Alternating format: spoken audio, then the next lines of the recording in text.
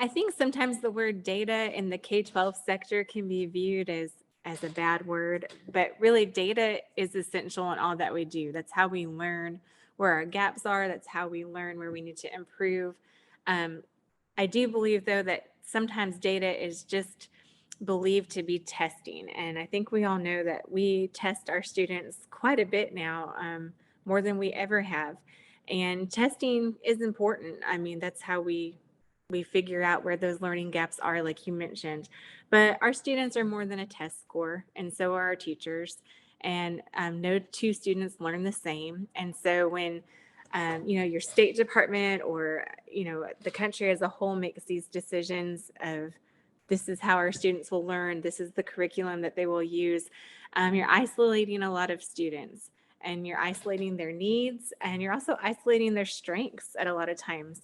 And so this overkill on testing has kind of muted individual strengths and individual success in our students. But what we can do, which I think you are doing at Paper, is use our data wisely, and not just to rank our schools or students and their teachers, but use it as a guided response to their needs. And look at individual schools, look at individual students, see where those learning gaps are, where those deficiencies are, and make a plan to bridge those. Also look at where they're really excelling and keep that rate going. We don't want to lose that momentum.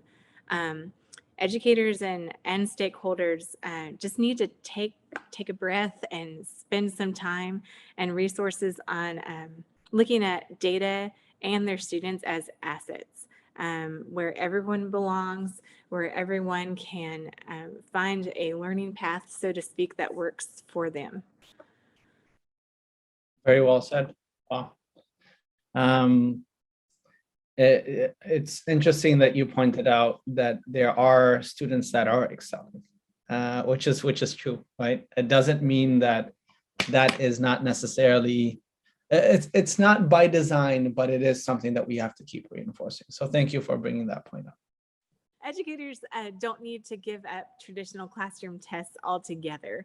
I think there's this whole movement where we don't test or we test too much, and not all tests are wrong or harmful or invalid, because again, we need that data.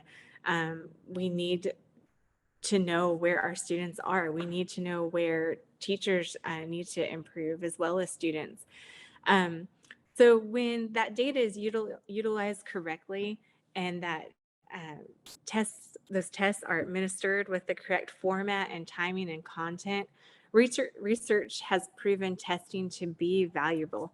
However, it needs to be done with a clear purpose and not just test just to test. We all know that tests don't teach, teachers do. And so there's been a lot of funding that has been spent on new educational initiatives and things that are going to be a cure-all that will work. And often those are needed. They are. However, sometimes I feel personally that we don't think about our thinking. And what I mean by that is that all students don't think the same. Not all teachers think the same. We learn differently. And so we need to use our data to design educational philosophies, at least at a school-wide level, to build a positive school culture for our students and for our educators. One of the things that we're seeing is we're seeing a lot of educators leave the field in droves. And a lot of that is because school culture, educational philosophies are maybe not aligned with what they feel it was like 10, 20 years ago or 5 years ago. And so they want to teach their students, and they want to use that data to create a positive experience for their students and also for themselves and their colleagues. So data can be key in cultivating successful students, but also successful teachers, because we are all learning and growing each year too, and trying to be the best teachers that we can be, so that our students can be the best that they can be.